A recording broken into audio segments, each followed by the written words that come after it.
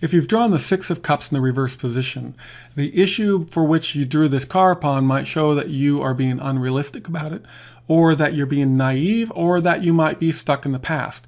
So this particular card is about how things change in time, how things, if you're delicate with things, they can grow and mature. But in the reverse position, it suggests that you may be spending too much time on the past. You may be stuck in a situation.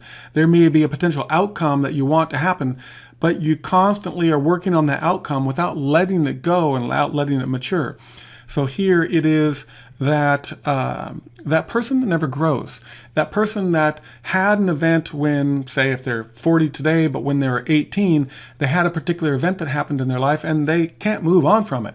Every time they talk to anybody about it, it's about that event that happened at 18, or that event that happened at 19, or that event that happened when they're in the military, that they can never move on from. This card is that type of energy.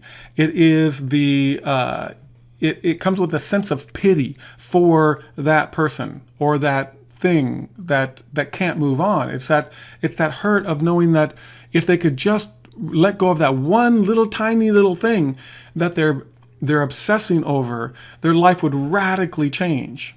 And so here, this particular card is showing that it's not about obsessing on something. It's not about staying stuck in the past.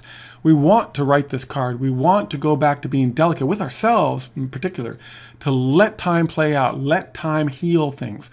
Be able to look back at something from a different perspective later, rather than carrying that old perspective through all the time.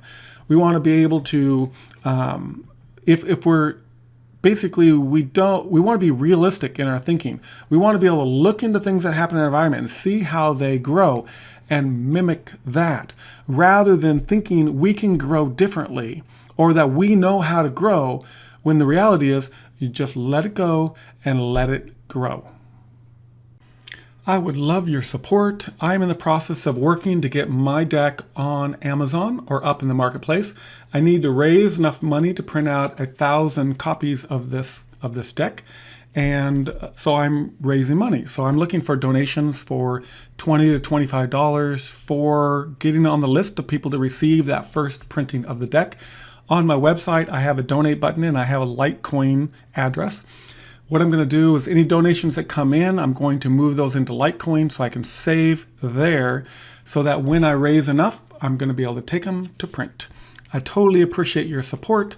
I hope to be able to send you a deck before too long.